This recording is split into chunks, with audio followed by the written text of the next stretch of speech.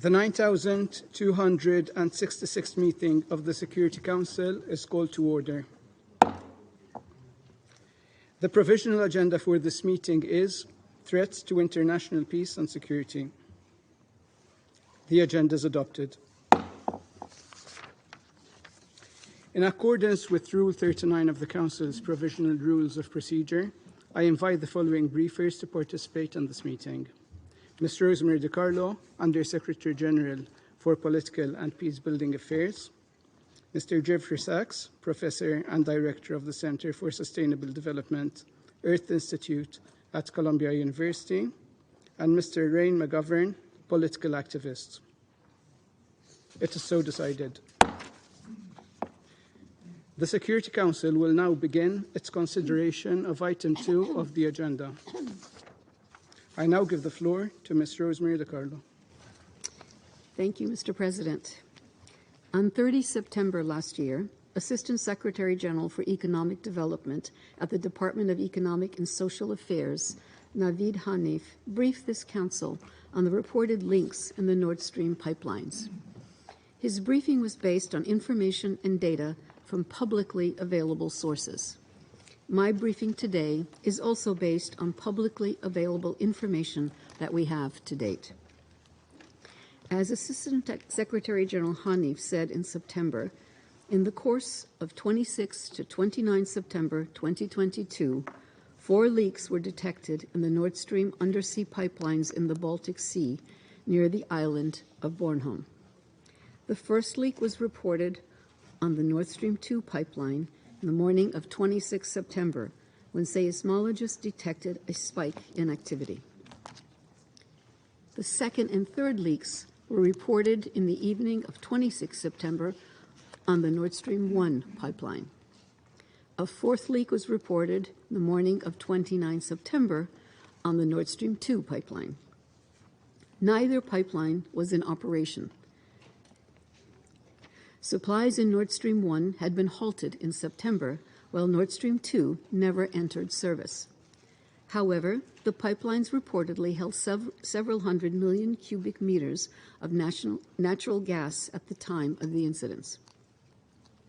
Following the incidents, Danish, German, and Swedish officials announced they would launch separate investigations into the leaks.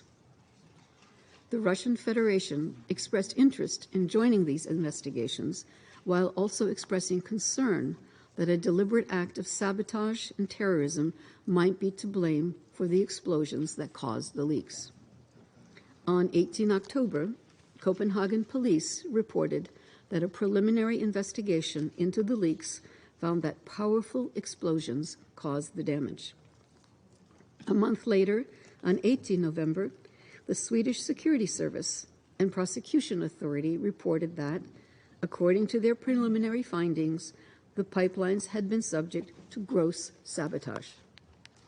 Swedish officials stated that, in the investigations carried out on site in the Baltic Sea, investigators documented extensive damage to the gas pipelines resultant from detonations. Swedish authorities also said they had seized foreign items and that explosive residue was identified on a number of those items. According to officials quoted in local media, the investigation is ongoing. On 4 February 2023, the German Attorney General stated that their investigation was also continuing. We understand that the Danish investigation is continuing as well. Further, we are aware of new reports alleging acts of sabotage involving the 2 pipelines. I reiterate that the United Nations is not in a position to verify or confirm any of the claims relating to these incidents, and that we await the findings of the ongoing national investigations. Given the sensitivity and speculation regarding this issue, we urge all concerned to show restraint and avoid any speculation. We should avoid any unfounded accusations that could further escalate the already heightened tensions in the region and potentially inhibit the search for the truth. And while we don't know exactly what happened beneath the waters of the Baltic Sea in September 22. One thing is certain. Whatever caused the incident, its fallout counts among the many risks the invasion of Ukraine has unleashed. 1 year since the start of the war, we must redouble our efforts to end it, in line with international law and the UN Charter. Thank you, Mr. President. I thank Ms. DiCarlo for her briefing, and I now give the floor to Mr. Jeffrey Sachs. Thank you very much. My name is Jeffrey Sachs. I am university professor at Columbia University. I'm a specialist in the global economy, including global trade, finance, infrastructure, and economic statecraft. I appear before the UN Security Council on my own behalf. I represent no government or organization in the testimony that I will deliver. The destruction of the Nordstream pipelines on September 26, 2022 constitutes an act of international terrorism and represents a threat to the peace. It is the responsibility of the UN Security Council to take up the question of who might have carried out the act in order to bring the perpetrator to international justice, to pursue compensation for the damaged parties, and to prevent future such actions. The consequences of the destruction of the Nord Stream pipelines are enormous. They include not only the vast economic losses related to the pipelines themselves and their future potential use, but also the heightened threat to transboundary infrastructure of all kinds: submarine internet cables, international pipelines for gas and hydrogen, transboundary power transmission, offshore wind farms, and more. The global transformation to green energy will require considerable transboundary infrastructure, including in international waters. Countries need to have full confidence that their infrastructure will not be destroyed by third parties. Some European countries have recently expressed concern over the safety of their offshore infrastructure. For all of these reasons, the investigation by the UN Security Council of the Nord Stream explosions is a high global priority. The destruction of the Nord Stream pipelines required a very high degree of planning, expertise, and technological capacity. The Nord Stream 2 pipelines are a marvel of engineering. Each section of pipe is rolled steel of 4.5 centimeters thickness and with a pipeline internal diameter of 1.15 meters. The pipe is encased in concrete of 10.9 centimeters thickness. The weight of each section of concrete encased pipe is 24 metric tons. The Nord Stream 2 pipelines, some 1,200 kilometers in length, contain around 200,000 pipes. The pipelines sit on the sea floor. Destroying a pipeline of heavy rolled steel encased in concrete at depths of 70 to 90 meters requires a highly advanced technology for transportation of the explosives, diving to install the explosives, and detonation. To do so undetected in the exclusive economic zones of Denmark and Sweden adds greatly to the complexity of the operation. As a number of senior officials have publicly confirmed, an action of this sort must have been carried out by a state-level actor. Only a handful of state-level actors have both the technical capacity and access to the Baltic Sea to have carried out this action. Include the United States, Russia, the United Kingdom, Poland, Norway, Germany, Denmark, and Sweden, either individually or in some combination. Ukraine lacks the necessary technologies as well as access to the Baltic Sea. A recent report by the Washington Post revealed that the intelligence agencies of the NATO countries have privately concluded that there is no evidence whatsoever that Russia carried out this action. This also comports with the fact that Russia had no obvious motive to carry out this act of terrorism on its own critical infrastructure. Indeed, Russia is likely to bear considerable expenses to repair the pipelines. 3 countries have reportedly carried out investigations of the Nord Stream terrorism: Denmark, Germany, and Sweden. These countries presumably know much more about the circumstances of the terrorist attack. Sweden, in particular, has perhaps the most to tell the world about the crime scene, which its divers investigated. Yet instead of sharing this information globally, Sweden has kept the results of its investigation secret from the rest of the world. Sweden has refused to share its findings with Russia and turned down a joint investigation with Denmark and Germany. In the interest of global peace, the UN Security Council should require these countries to immediately turn over the results of their investigations to the UN Security Council. There is only one detailed account to date of the Nordstream destruction, the one recently put forward by investigative journalist S.Hersh, ostensibly based on information leaked by Hersh by an unnamed source. Hersh attributes the Nordstream destruction to a decision ordered by U.S. President Joe Biden and carried out by U.S. agents in a covert operation that Hersh describes in detail. The White House has described Hersh's account as, quote, completely and utterly false, unquote, but did not offer any information contradicting Hersh's account and did not offer any alternative explanation. Senior U.S. officials made statements before and after the Nord Stream destruction that showed the U.S. animus towards the pipelines. On January 27, 2022, Undersecretary of State Victoria Nuland tweeted, quote, if Russia invades Ukraine, one way or another, Nord Stream 2 will not move forward, end quote. On February 7th, President Biden said, quote, if Russia invades again, then there will be no longer Nord Stream 2. We will bring an end to it, end quote. When asked by the reporter how he would do that, he responded, quote, I promise you we will be able to do it, end quote. On September 30th, 2022, immediately following the terrorist attack on the pipeline, Secretary of State Antony Blinken declared that the destruction of the pipeline is, quote, also a tremendous opportunity. It's a tremendous opportunity to once and for all remove the dependence on Russian energy and thus to take away from Vladimir Putin the weaponization of energy as a means of advancing his imperial designs, end quote.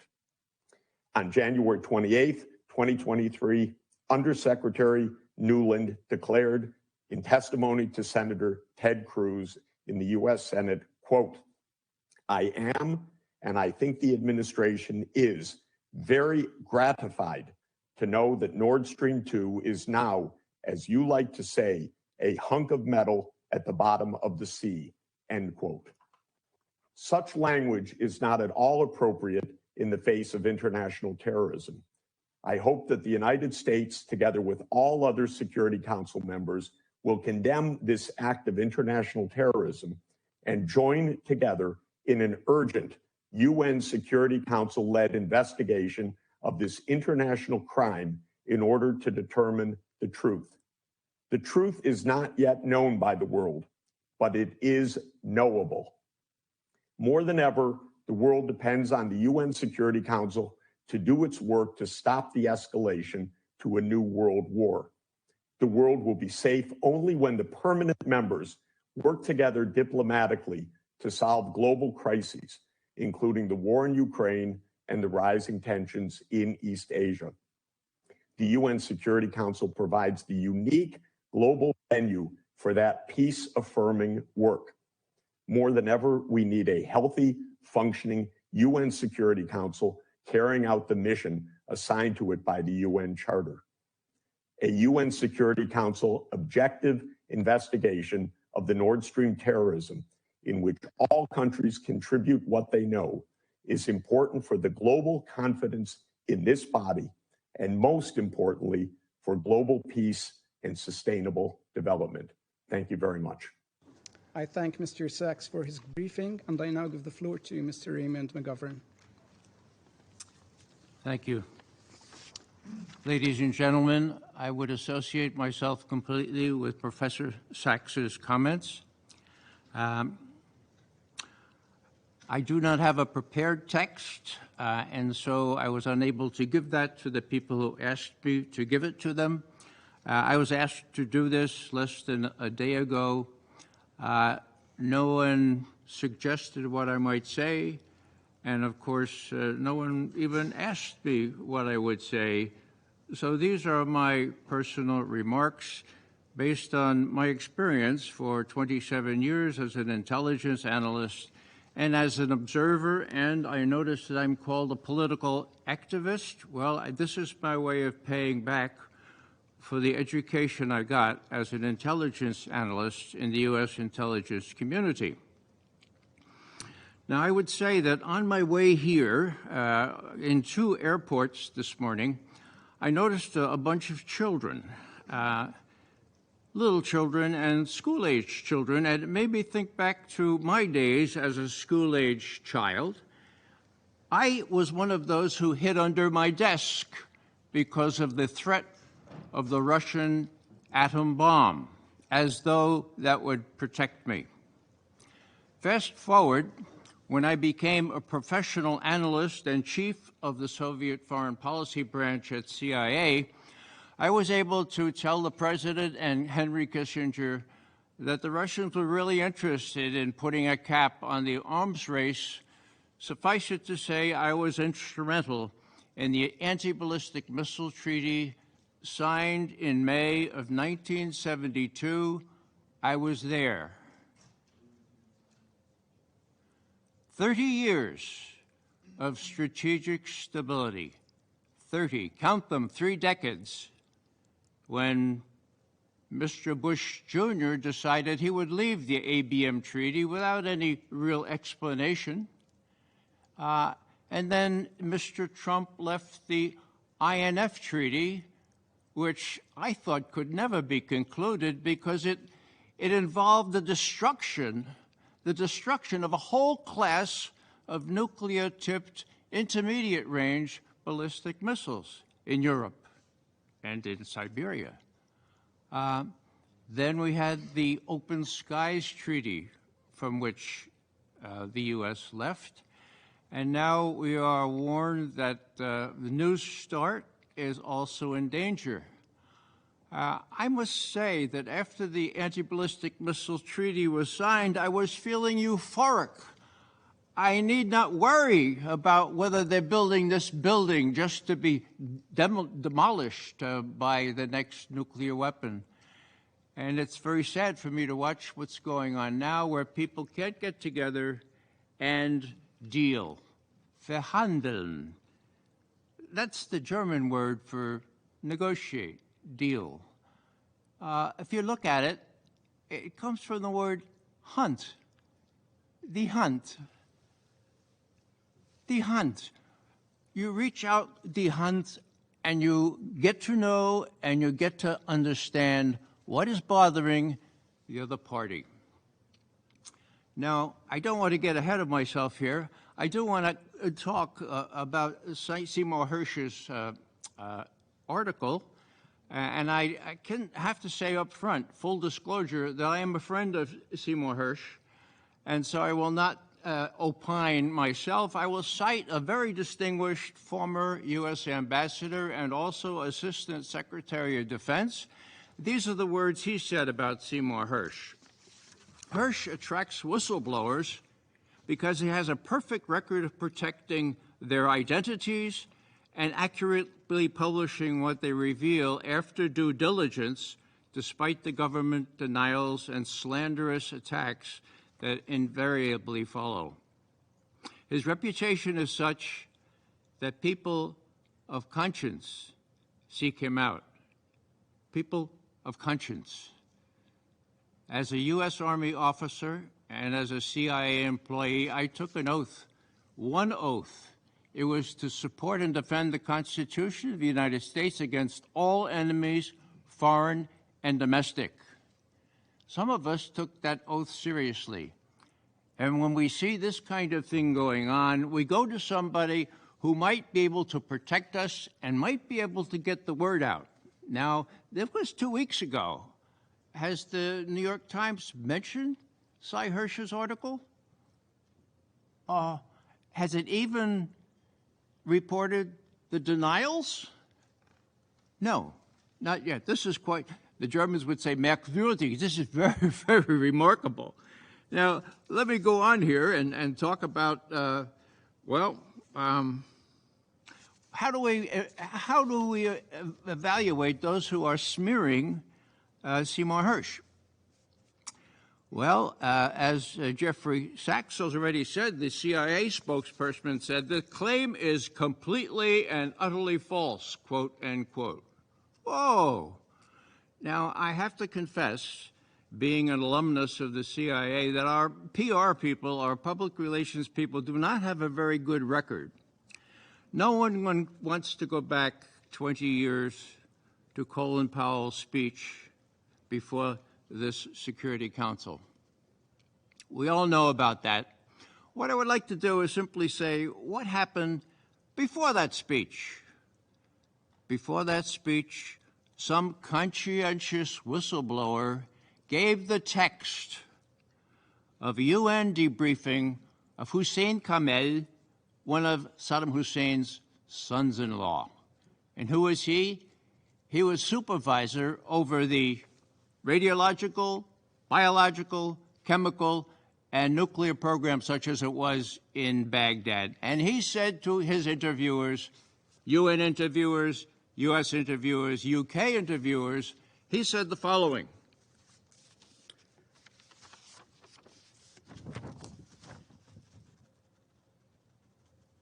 All nuclear, chemical, biological, and missile programs have been destroyed.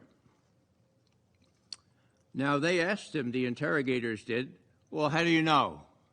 And Kamel said, well, I was in charge of them. I mean, I don't know how it works in your country, but when I order something destroyed, it gets destroyed. Yeah, how do you know? Did you check? Well, yeah, I checked a couple. Are you trying to get me to say they were not destroyed? This is 1995. Now, someone leaked that transcript to Newsweek. Newsweek on the 24th, almost exactly 20 years ago, Newsweek published this report saying Hussein Kamel, the highest-ranking Iraqi official ever to defect from Saddam Hussein's inner circle, told the CIA and British intelligence officers and U.S. inspectors in the autumn of 1995 that after the Gulf War, Iraq destroyed all its chemical and biological weapons and the missiles to deliver them. Kamel had direct knowledge of what he claimed. For 10 years, he ran Iraq's nuclear, chemical, biological, and missile programs. And in a classic understatement, the author, John Barry, in Newsweek says, the defector's tale raises questions about whether the WMD stockpiles attributed to Iraq still exist. Well, I guess. What happened?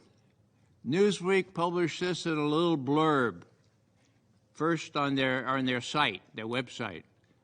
Then the members of the media went to a fellow named Bill Harlow, who was CIA PR person, CIA spokesperson for the agency. And he said, look,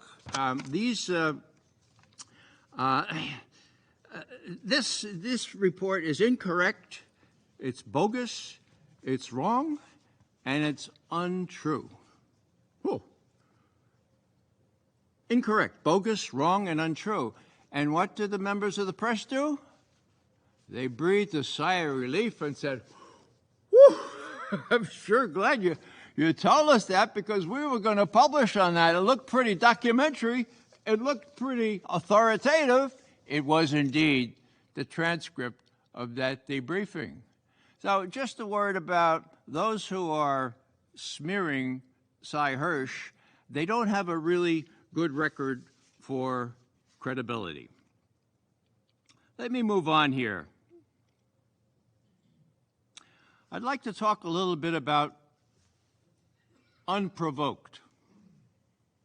Now, we have heard more than 100 times that the Russian invasion of Ukraine was unprovoked. This goes back to the widening of NATO despite the promise not to.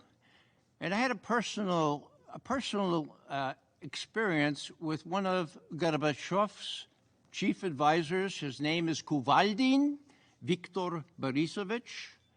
And about 8 years, I saw him in Moscow, and I said, Viktor, I said, Mr. Kuvaldin, why is it that this agreement was not written down? And he said, Mr. McGovern, I'll tell you, the usual reasons. The Germans hadn't bought into it yet, and the Warsaw Pact still existed. But really and truly, Mr. McGovern, here's what it was. We trusted you. Now, we all know the history of how NATO more than doubled in size, with all countries to the east, more than 1 inch to the east. I want to not belabor that point. It's simply that, it's more than just NATO enlargement. When the Crimea was annexed by Russia, Mr. Putin got up a month later and he said, we had to annex Crimea because of the coup in Kiev in February of 2014. And even more important than NATO membership for Ukraine was the prospect that medium-range ballistic missiles would be put on the periphery of the United States, which indeed they are capable of doing because there are capsules, holes in Romania and Poland that accommodate Tomahawk missiles, cruise missiles, and will eventually accommodate hypersonic missiles. This is very, very serious. Mr. Putin made this point in December of last year, not last year, but the year before, in talking to his chief military. Now, how do I end this? I would like to do a little human business here. The Verstehen, let me just point out that when I was in Germany last, there was a button that one put on the lapel, and it said, Putin Versteher. Okay? Now, those of you who know German know that means someone who understands Putin. And I thought to myself, wow, somebody is interested in understanding Mr. Putin? And my friend said, no, Ray, for God's sake, don't wear that button. That's a pejorative. That means you're in Putin's pocket. Now, Verstehen comes from the word stehen, to stand, okay? If you can't understand where people stand, you can't understand what bothers them. And what bothers Mr. Putin, as well as membership in NATO for Ukraine, is the emplacement of these holes already operational in Romania and Poland, right on the periphery of the United States. They are disguised as ABM systems, but they can easily be accommodate cruise missiles and, as I say, hypersonic missiles. Now, there was a motto in the recent German demonstrations. It said, verhandeln statt schießen. Now, verhandeln is the word for negotiate, to talk. Hand, die Hand.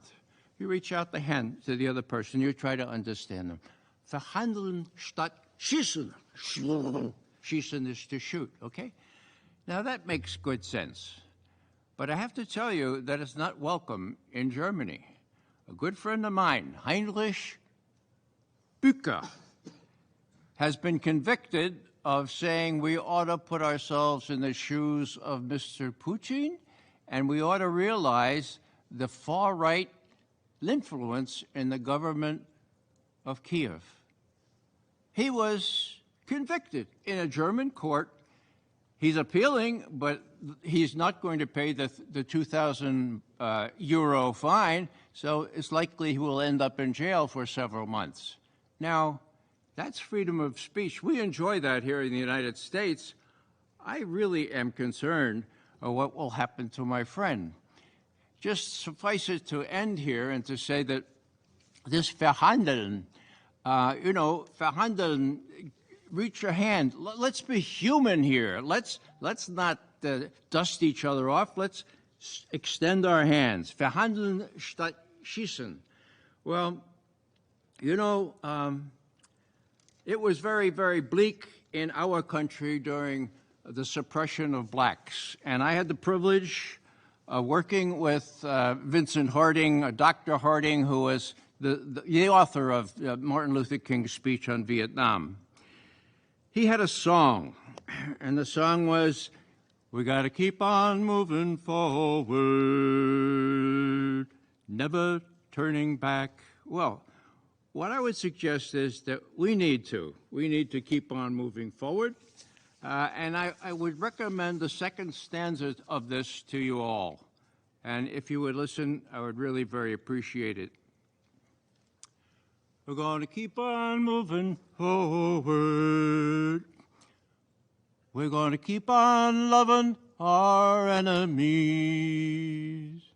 We're going to keep on loving our enemies. We're going to keep on loving our enemies. Never turning back. Never turning back. In closing, I will just refer to those children that I noticed more than I usually notice children in the airports today. And what I ask you all, because you have the power to do so, given to you after the last major world war, I ask you to do what's necessary so that no one kills the children anymore. Thank you very much. Thank you, and I now give the floor to those members of the Security Council who wish to make statements. I now give the floor to the representative of the Russian Federation. Mr. President,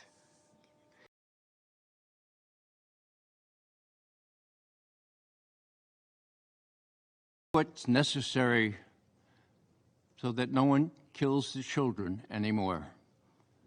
Thank you very much. Thank you, and I now give the floor to those members of the Security Council who wish to make statements. I now give the floor to the representative of the Russian Federation. Mr. President, today we have come together today for a very significant meeting. It has been convened, but it significantly differs in tone from the previous meeting on sabotage against Nordstream that we convened on the 30th of September last year. As many of us recall, then, in principle, it was clear who could be behind this act of international terrorism. This is precisely how we qualify what happened. And Russian investigative bodies have initiated criminal proceedings under the relevant article of our country's criminal code. The leadership of the US made several statements, and the nub of it boiled down to the fact that if Russia continues to act in a way that is not pleasing to the US, then Nord Stream would be destroyed. Then there was the former foreign minister of Poland, Mr. Sikorski, who in his Russophobic rant in social media thanked the US. Then there was the careless text sent to someone who also hates our country, no less, the former Prime Minister of the UK, Theresa May. But formally, the US has totally rejected its participation in the sabotage against international critical pipeline infrastructure, incidentally, as they are still doing now. Since examples of the enmity of officials in Washington regarding the destruction of Nord Stream has just increased, primarily thanks to the well-known Russophobe, the godmother of the anti-constitutional coup in Ukraine, Mrs. Nuland. But we, of course, wouldn't have sought to convene today's meeting just because of that. The situation is that on the 8th of February, thanks to the well-known American investigative journalist, the Pulitzer Prize winner S.Hersh, we found out not only that the US did it, but how they did it with the involvement of their NATO ally, Norway. Based on facts and witness evidence, he clearly proved that the American divers during the Baltops NATO exercise in the summer of 2022 planted explosive under Nordstream that 3 months later, on the 26th of September, was activated by the Norwegians. So now we are extremely certain not only who, but how the gas pipeline was blown up. These facts, in essence, mean that we can say that what happened is something that represents the use of force with means that are not in line with the aims of the UN. In my statement, I'm not going to talk about other details of the sensational investigation by Mr. Hersh. This is something that our two rapporteurs have just talked to us about in detail, Jeffrey Sachs and Ray McGovern. I'd just like to say that the depth of the information that he has is astonishing. His previous professional experience and his flawless journalistic reputation leaves no doubt as to the fact that the American journalist is telling the truth. It is also astonishing not only because of the degree of cynicism and conviction in their own impunity regarding the carrying out of this unprecedented crime. Of course, we've drawn attention already to the fact that our American colleagues have placed themselves above the law, indeed claiming that they are indeed the law itself.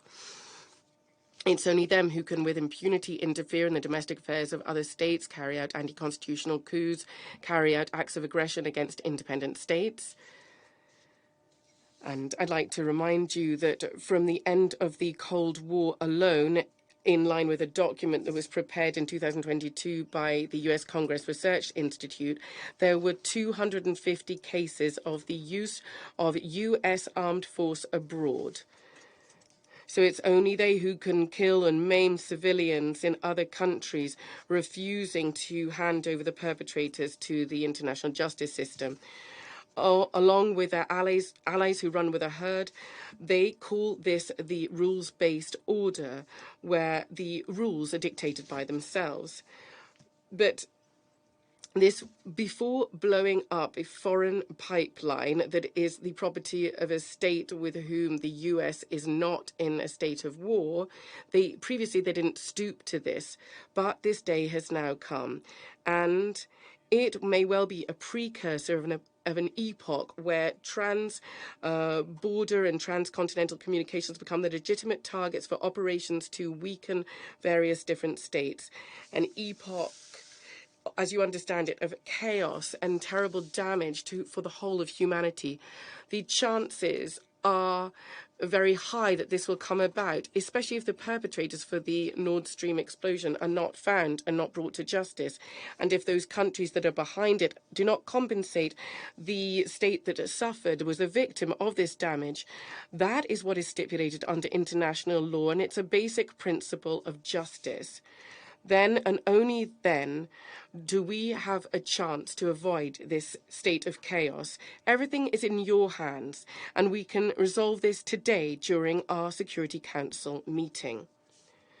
Mr. President, irrespective of what our former Western partners will say today, we don't intend and are not involved in spreading dissemination in the Council. And we're not trying to have accusations based on the spirit of highly likely. For example, our British representatives who here in this chamber use supposition and conjecture that ran counter to facts and common sense and sought to accuse us 5 years ago of the poisoning of the Skripals. Regarding the Nord Stream explosion, there is no doubt neither as to the motive of the crime, neither to who carried out, nor as to the way in which the crime was carried out. This is more than just a smoking gun that our American detectives love in Hollywood blockbusters. With such clues, no lawyer would agree to defend our American colleagues, and the jury verdict would be in no doubt whatsoever. But we are not here in order to set up a trial in the Security Council. As you're aware, we presented a draft resolution, a UN Security Council draft resolution, requesting the Secretary General to conduct an independent international investigation to verify the facts that S.Hersh has put forward and other independent journalists. We had to do this because we have significant doubts regarding the effectiveness, transparency, and impartiality of the investigations conducted currently in a number of national jurisdictions. We do not see a desire from our partners to cooperate. We have drawn attention to the letter disseminated today by the PRs of Germany, Denmark, and Sweden that says that the authorities of these countries have informed Russia about how the investigation is going. In fact, the situation is very different. The leadership of these states ignored the letter that was sent in October 2020 from the Speaker of the Russian Parliament, Mr. Minshustin, regarding the participation of representatives of the Russian relevant federal bodies of the executive branch and the Gazprom company in the investigations. The requests of the Russian General Prosecutor to the relevant agencies were rejected, since we're talking about a crime committed with the assistance of an explosive device, and therefore something that comes under the International Convention on Combating Explosive Terrorism of the 15th of December 1997. We do expect that states that have something to do with the incident, inter alia, and primarily the US, Norway, Denmark, and Sweden, will uphold their obligations under this document. However, we see no political resolve amongst their leadership. In fact, it is completely lacking. Therefore, unfortunately, we have no other choice in order to get to the truth. The investigations that are carried out with the Scandinavian countries and Germany are not only not transparent, but it is quite clear that they seek just to cover the tracks and stick up for their older American brother. We are not allowed to join, and all of our requests are being hypocritically ignored. Incidentally, it's rather odd that those countries who are involved in the investigations are not here in this meeting, and so we don't see their desire to be involved. Of course, we have no trust in this investigation whatsoever, and we can't have any trust. But the UN Secretary General is somebody we do still fully trust, and we hope that you do too. So that is why we want to hand over the investigation to him. We distributed in the General Assembly and the Security Council an address of the State Duma of the Federal Assembly of the Russian Federation with the relevant request, and also notes from the Russian PR to the foreign ministries of Germany, Denmark, Norway, Sweden, and the US on this topic. You can all read these documents. If our American colleagues fear nothing, if they have no doubt in the fact that the conclusions of their compatriot are wrong, then the US has nothing at stake here. It can't risk anything. And it will be sure that this will be achieved fairly quickly. And we will see those who, through their actions, harm international peace and security will be brought to justice. Here, we do expect our proposal to be supported. Experts are discussing this text at the moment. After the first round, we do have the impression that Western experts are not interested in having an objective international investigation in any case, which of course only shores up our suspicions. Therefore, colleagues, your attitude to work on our proposed draft resolution, your interest or your lack thereof, of finding the perpetrators and bringing them to justice, will indeed be decisive in terms of our further steps in the context of this act of sabotage. We very much want to believe that you will not disappoint either ourselves or your own citizens, and you will help to establish the truth as to what happened as pursuant to the charter of our global organization. Thank you very much. I thank the representative of the Russian Federation for their statement, and I now give the floor to the representative of Mozambique. Thank you, Mr. President. Mozambique wishes to thank Under-Secretary General Di Carlo, Professor Jeffrey Sachs, and Mr. Raymond McGovern for their important briefings on the issue of the Nordstream incident that took place in September 2022.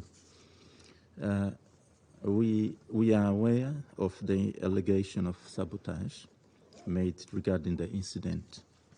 In our opinion, it is imperative that a thorough investigation be effected in order to determine the real cause of the incident. We call on the involved governments to act in good faith in an expeditious and thorough manner, taking into account the seriousness of the allegations.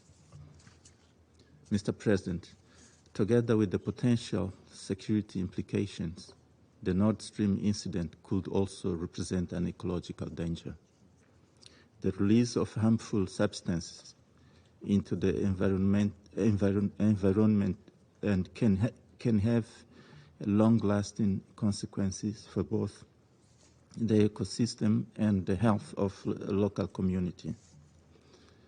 The European Space Agency estimated that the emissions leak from the Nord Stream gas pipelines was roughly equivalent to 1.5 days of global methane emissions.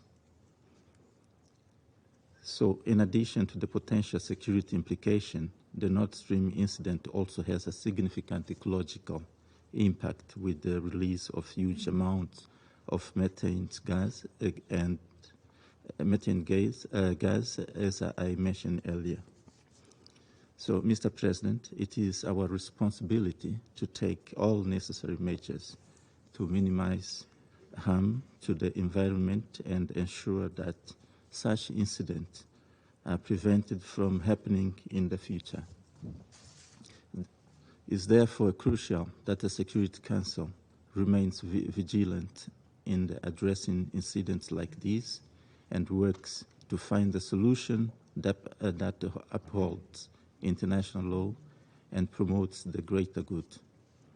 Mr. President, in conclusion, the Nord Stream incident serves as a reminder of the need to quickly de-escalate the conflict whose ramifications keep expanding.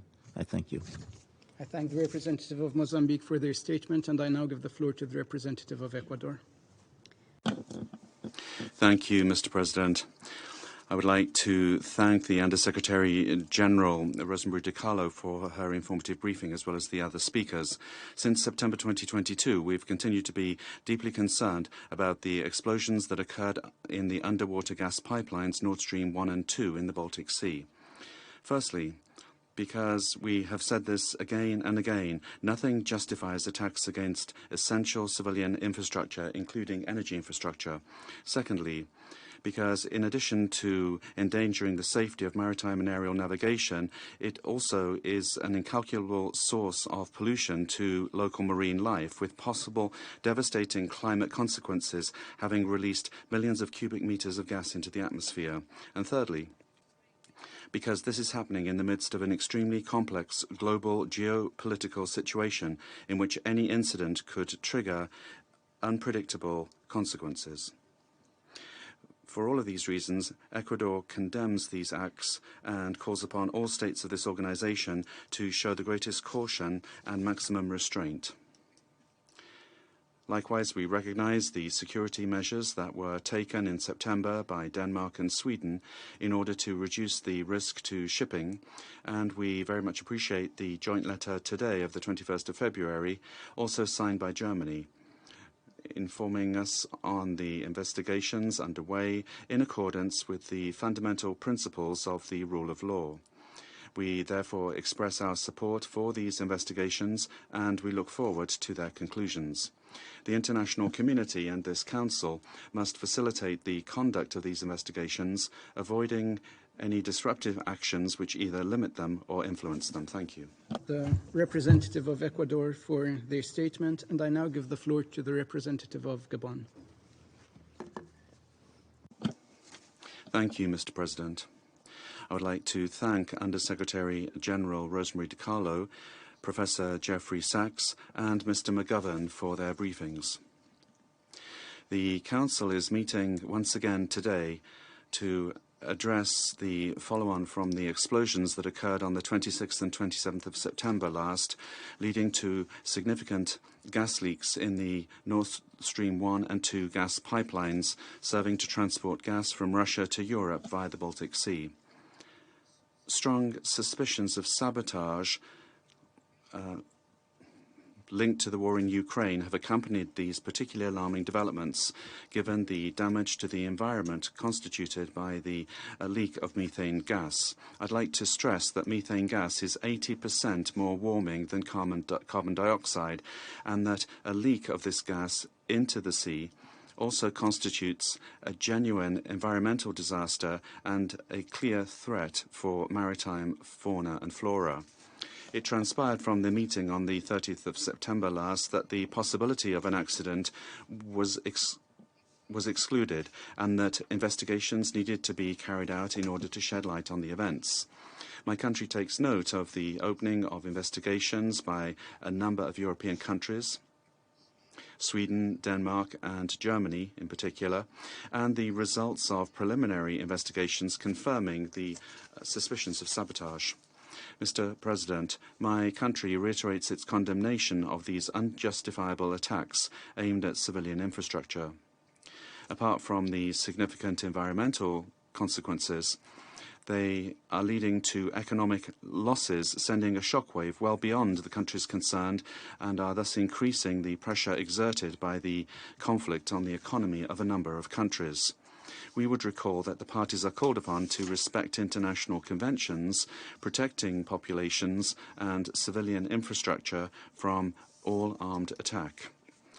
Finally, my country calls upon all parties to demonstrate responsibility and circumspection, and to do everything possible to ensure that those responsible for these attacks be held accountable for their acts before the competent authorities. Thank you. Of Gabon for their statement, and I now give the floor to the representative of the United Kingdom.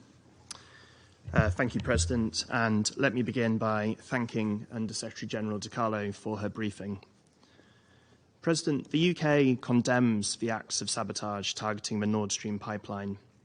However, it's not clear to us why 5 months on, Russia is suddenly pursuing this issue here with such urgency. We welcome the letter from Denmark, Sweden and Germany informing UN member states that investigations are ongoing. The UK fully supports these technical investigations led by competent national authorities and awaits their findings. President, the only recent development regarding Nord Stream of which we are aware is a new round of lurid accusations by Russian state-controlled media and public figures, and these are the same actors that originally chose to accuse the UK. The basis for these new accusations is an article by an American journalist that cites only a single secret source, and it's no surprise that the Russian ambassador chose not to dwell on the details, as these details have been comprehensively debunked already by other journalists, including on the basis of very straightforward open-source fact-checking. It's therefore our view that the real reason for Russia's urgency today is a desperate desire to distract attention 1 year on from the start of its full-scale invasion of Ukraine, from the massive casualties suffered by the Russian military, and from the devastation that Russia's war has wrought on the people of Ukraine, as well as its effects across the globe. The UK takes the issue of attacks on critical infrastructure very seriously. It's why we have so frequently condemned in this Council Russia's attacks on Ukraine's energy infrastructure, on Ukraine's schools, and on Ukraine's hospitals. However, we're not convinced that Russia's initiative today, or its calls for the establishment of a UN Commission of Inquiry, amount to anything more than a distraction from its continuing aggression in Ukraine. I thank you, President. I thank the representative of the United Kingdom for their statement, and I now give the floor to the representative of the United Arab Emirates. Mr. President, I thank Under-Secretary General De Carlo for her briefing, and we listened carefully to Mr. Sachs and Mr. McGovern. Acts of sabotage against energy infrastructure, such as explosions that damaged the Nord Stream 1 and 2 gas pipelines in the Baltic Sea last September, are unacceptable. They pose a significant threat to international security, stability, and prosperity. They may also disrupt markets and undermine the predictability of energy supplies. And as we have seen in this case, they can carry a significant risk of environmental damage. Last year's explosions had devastating consequences for our planet, leading to the worst methane gas leak ever recorded. As we work together to address climate change, Such events only make our collective efforts more difficult. Mr. President, the UAE takes this incident extremely seriously. When we met last September to discuss this issue, the exact cause of the explosions was unknown.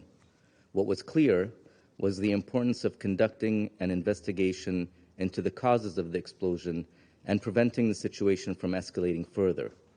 The imperative for thorough and credible investigations, alongside the need to reduce tensions, is as relevant today as it was last fall. It is important that the investigations are grounded in science and facts, not politics and posturing. The gravity of the situation demands a serious and sober approach and requires holding those responsible accountable. It is vital that we send a loud and clear message that these types of acts cannot be tolerated. While several investigations are ongoing, we urge all concerned parties not to resort to unilateral measures or escalatory actions. At a time of considerable regional and international uncertainty, we can ill afford any steps that could inflame tensions. Mr. President, we await the establishment of the facts around the incidents, the identification of those responsible, and proper steps to ensure accountability.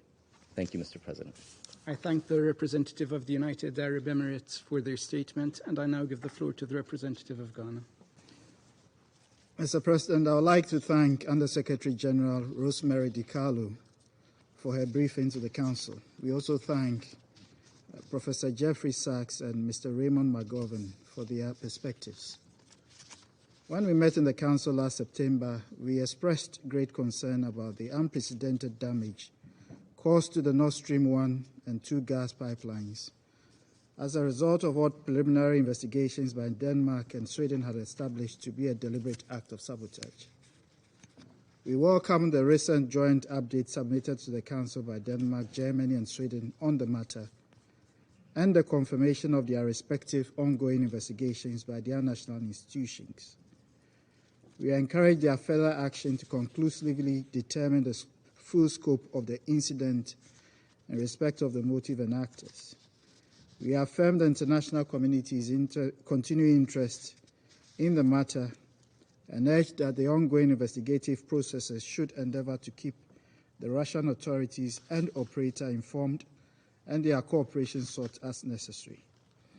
We reiterate our position that in accordance with the objects of Security Council Resolution 2341 of 2017, critical infrastructure, especially of a transnational kind, should be protected and kept safe from harm as bridges for cooperation. We note from the available assessment that the environmental damage thus far has been localized and appreciate the swift actions of the concerned countries to mitigate the immediate impact. We, however, remain concerned by the greenhouse gas emissions, which had non-localized consequences. Before concluding, we continue to urge cooperation among all relevant actors to establish the facts and appropriate remedial action taken, including ensuring accountability in order to bring an early closure to the matter. While investigations are ongoing, we urge restraint by all parties concerned and caution against unilateral actions that may be detrimental to the peace. I thank you. I thank the representative of Ghana for their statement, and I now give the floor to the representative of Switzerland. Monsieur le Président. Thank you, Mr. President. I'd like to thank Under-Secretary General Ms. Rosemary DiCarlo for her briefing. I've also taken note of the remarks of Mr. Jeffrey Sachs and Mr. Ray McGovern. Switzerland is concerned about the damage to Nord Stream 1 and 2 gas pipelines, which have resulted in worrying gas leaks and did so last September. As was mentioned by many at the Security Council meeting last September, and as stated in the letter sent to the Council by Sweden and Denmark on the 29th of September, all available information indicates that these were acts of sabotage. Let me reiterate our position of principle. We condemn any attack on critical infrastructure, such as energy infrastructure, and its consequences on the supply of people, the economy, and the environment. It is important to stick to the facts and to support any credible effort to shed light on the explosions that occurred last September. In this regard, Switzerland notes the letter submitted today by Germany, Denmark and Sweden regarding the ongoing investigations. Thank you. I thank the representative of Switzerland for their statement, and I now give the floor to the representative of Japan. Thank you, Mr. President. Thank you, USD DiCaro, Professor Sachs, and Mr. McGovern for the briefing. Mr. President, Japan is deeply concerned about the incident happened to the critical infrastructure, namely the Nordstream pipelines in international waters in the Baltic Sea. We are concerned about potentially long-term damage and risk to the marine environment and climate in the region. The investigation of the incident is ongoing, and Japan is monitoring the progress of the investigation. Closely monitoring the progress of the investigation. At the same time, this incident reminds us once again of the importance of ensuring the safety of energy infrastructure. Any targeting of civilian infrastructure and facilities must be avoided. We strongly condemn any act of violence against that. We are closely following developments and continue to urge those involved to exercise restraint and refrain from engaging in any activity that could disrupt peace and stability. Energy resources, including natural gas, are fundamental to people's lives. Vandalism to critical infrastructure is an unacceptable act that will have a life and death impact on countless people. We hope that the results of the ongoing efforts of investigation by Sweden and Denmark will clarify the cause, and the Security Council will be able to discuss the issue on the ground based on the results of the investigation. In this regard, we call on all parties to fully cooperate with ongoing investigation and provide credible information in a transparent manner. Mr. President, the time and the resources of the Security Council, which is responsible for the peace and the security of the international community, are not unlimited. It must prioritize its efforts about where to allocate its resources. I thank you. I thank the representative of Japan for their statement, and I now give the floor to the representative of the United States. Thank you, Mr. President. And we thank Undersecretary General DiCarlo for her briefing. We listened carefully to the other briefers today. We recognize their past history and service, though we question their relevant knowledge to speak as an expert briefer on the topic at hand. Mr. President, the United States is deeply concerned by the sabotage that took place on Nord Stream 1 and Nord Stream 2 pipelines last September. Deliberate actions to damage critical infrastructure cannot be tolerated. But let's be clear why we are really here in the Council today. Later this week, as we near the one-year anniversary, the General Assembly will debate the impact of Russia's illegal and full-scale invasion of Ukraine. Today's meeting is a blatant attempt to distract from this. As the world unites this week to call for a just and secure peace in Ukraine, consistent with the UN Charter, Russia desperately wants to change the subject. This is not the first time Russia has used its seat on this council to amplify conspiracy theories from the internet. We wish it would apply the same urgency shown over the past 3 days instead to the myriad credible reports of human rights abuses and violations of international humanitarian law caused by its invading forces. However, let me state clearly and plainly, accusations the United States was involved in this act of sabotage are completely false. The United States was not involved at all. Competent authorities in Denmark Germany and Sweden are investigating these incidents in a comprehensive, transparent, and impartial manner. Resources for the UN investigations should be preserved for cases when states are unwilling or unable to investigate genuinely. Let us not be fooled by Russia's claim it only wants impartial investigation. Its draft resolution clearly implicates the United States and mischaracterizes statements by U.S. officials. Russia does not seek an impartial investigation. It seeks to prejudice ongoing ones toward a predetermined conclusion of its choosing. The expedited timeline on which the Russian delegation demanded we discuss this issue casts significant doubt on the seriousness of its intentions. The Nordstream pipeline ruptures occurred 5 months ago.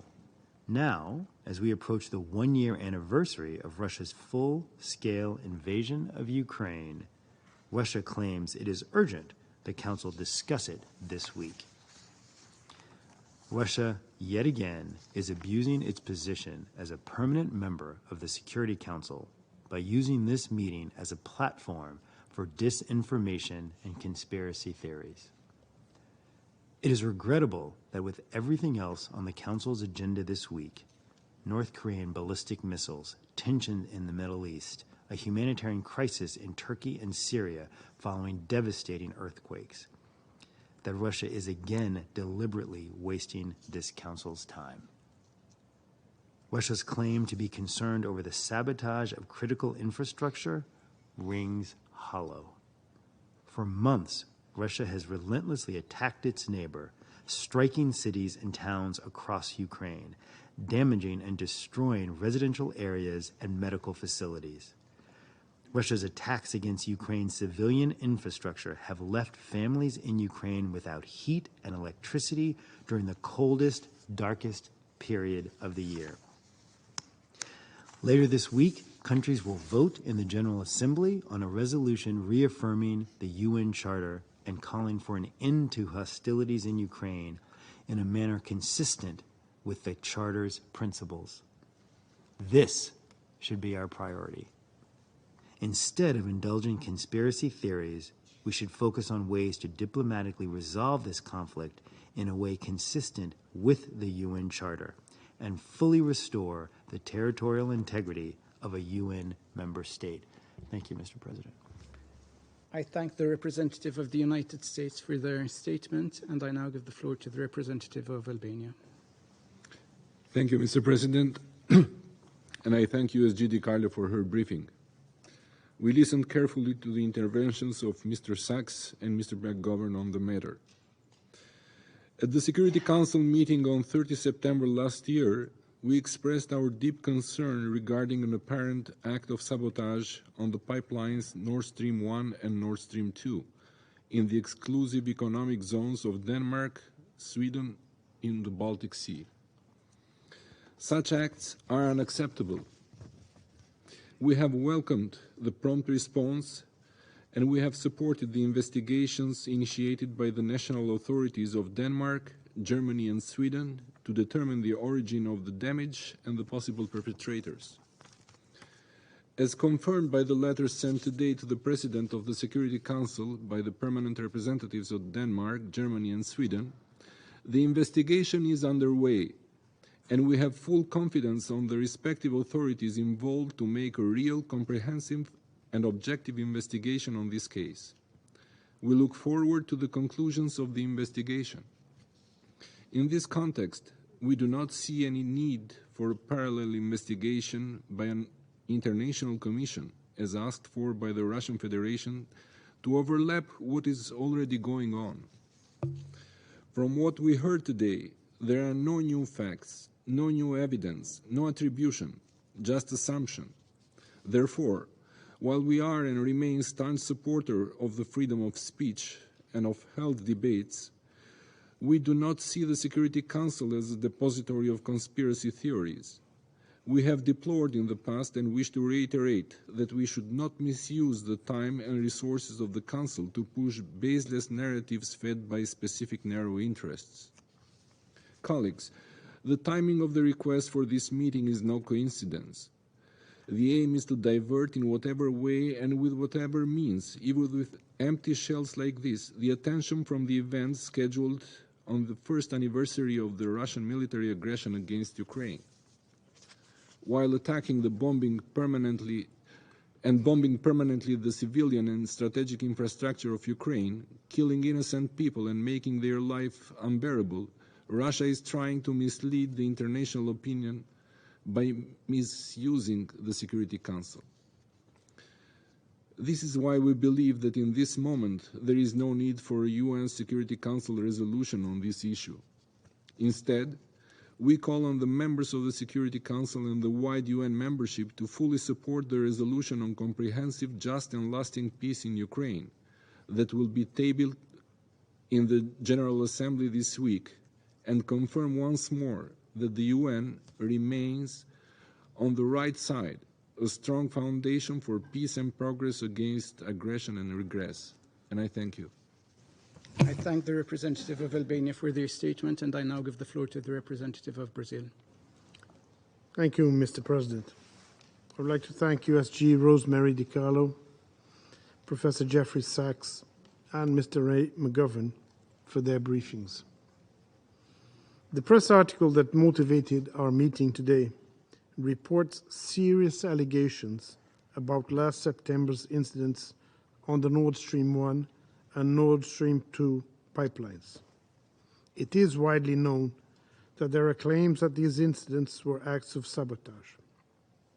Nevertheless, the Brazilian position on this issue remains the same as we expressed at the meeting called for shortly after the events.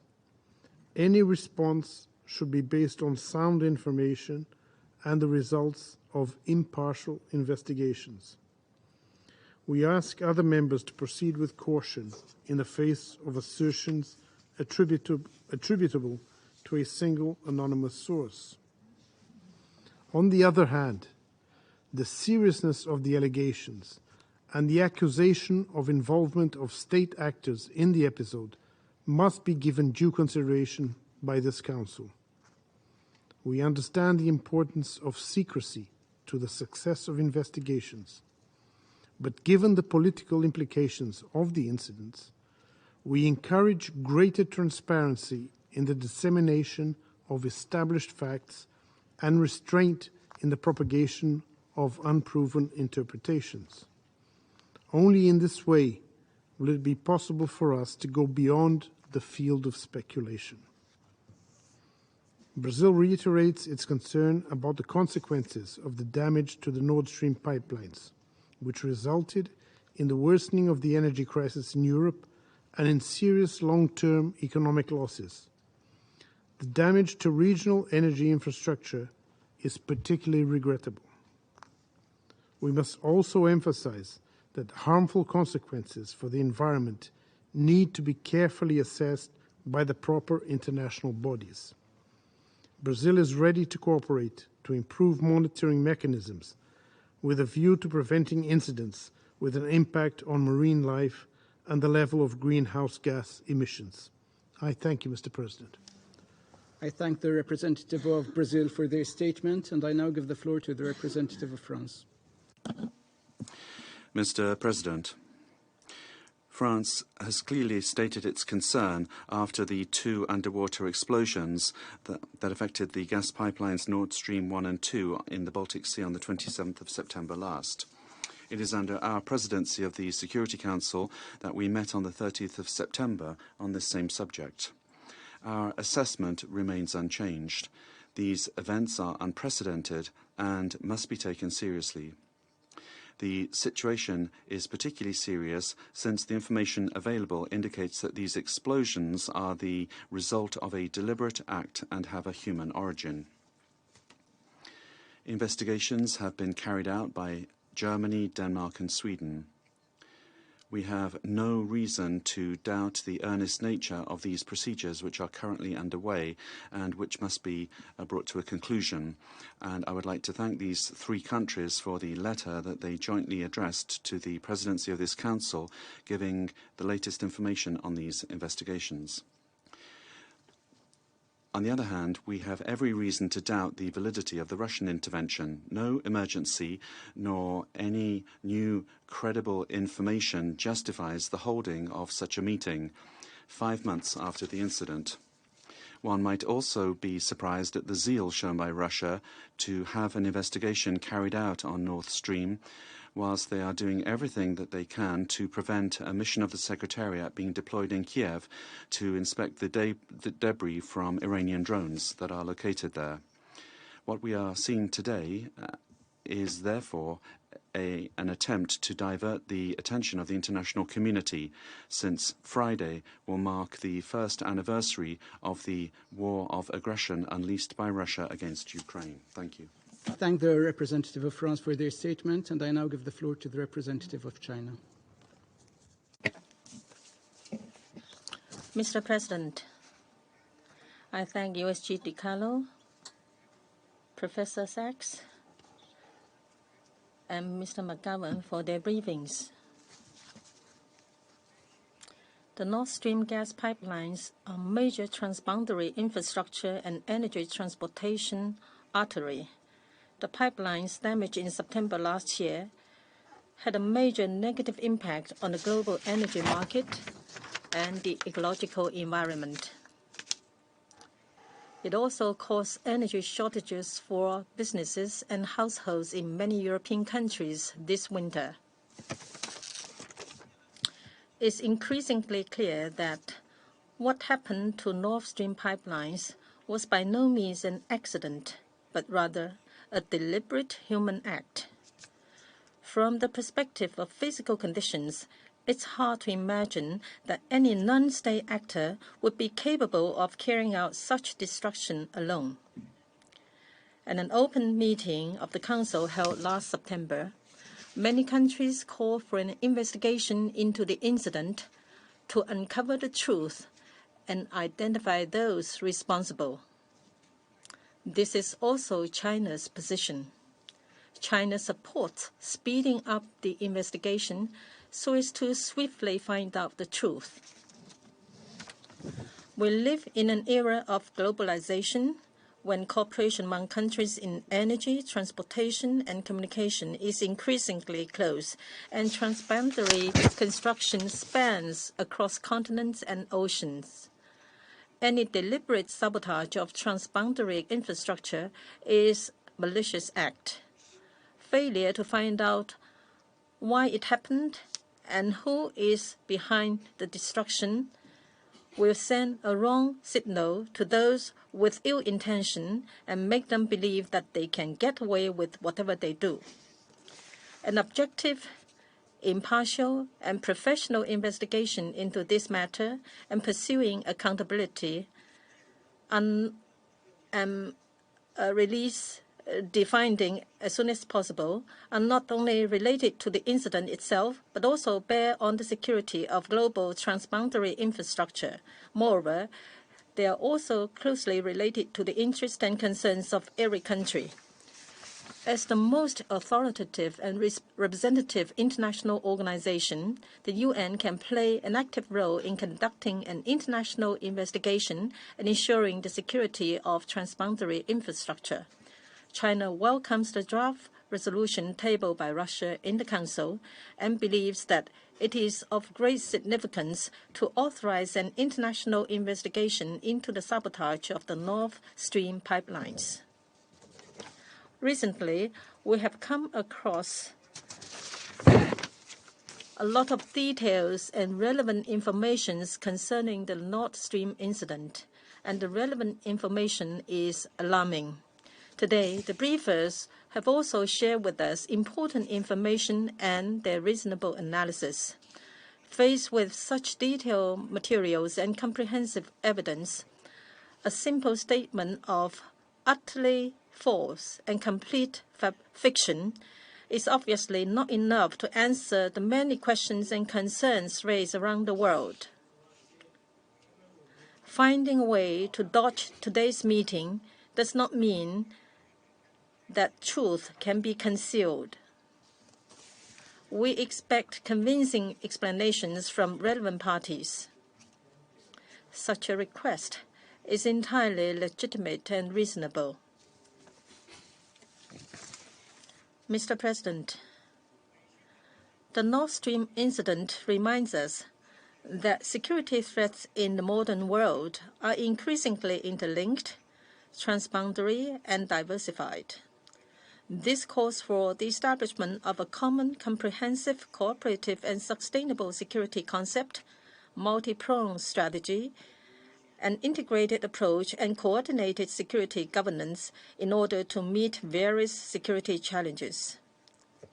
Chinese President Xi Jinping proposed a global security initiative which provides a new direction and new ideas for eliminating the root causes of conflicts, break security predicament, and maintaining common security. The Global Security Initiative concept paper, released by China today, elaborates the core concepts and principles of the initiative and provides an important path to the implementation of the initiative over 20 key cooperation areas which are action-oriented. We are willing to work with all parties to firmly support the core role of the UN in security governance, strive to promote coordination and interaction among major powers, actively promote dialogue and peaceful resolution of hotspot issues, effectively respond to traditional and non-traditional security challenges, continuously strengthen the global security governance system and capacity building, maintain peace and tranquility on the earth, and create a better future for humankind. I thank you, Mr. President. I thank the representative of China for their statement, and I shall now make a statement in my capacity as the representative of Malta. I begin by thanking Under Secretary General De Carlo for her briefing. The damage to the Nord Stream 1 and 2 pipelines last September, resulting in dangerous leaks into international waters in the Baltic Sea, gives rise to serious safety and environmental concerns. All available information indicates that these leaks were a result of a deliberate act. Any deliberate disruption of energy infrastructure is dangerous and irresponsible, particularly in the midst of a global energy crisis. The weaponization of energy and infrastructure is unacceptable. The damage from these leaks threatened to deprive Europe of a key route of the delivery of a crucial energy resource. Furthermore, the damage placed increased strain on global energy markets, already affected by Russia's war against Ukraine. This impacts not only the countries who received energy through the Nord Stream pipeline, but also has repercussions for developing countries around the world. The incident highlights the vulnerability of critical energy infrastructure. Malta underlines its solidarity with Denmark, Sweden, and Germany, and strongly supports the ongoing investigations to establish the full truth behind the leaks. We welcome the letter circulated by Denmark, Sweden, and Germany, providing an update of these investigations. Malta once again condemns any deliberate disruption of energy infrastructure. Let us not be distracted today from the sheer extent of the damage that Russia's war of aggression has caused in Ukraine, particularly to civilians. Attacks directed against civilians and objects indispensable to the survival of the civilian population are prohibited under international humanitarian law. Malta condemns such attacks in the strongest possible terms. I now resume my function as President of the Council. There are no more names inscribed on this list of speakers. The meeting is adjourned.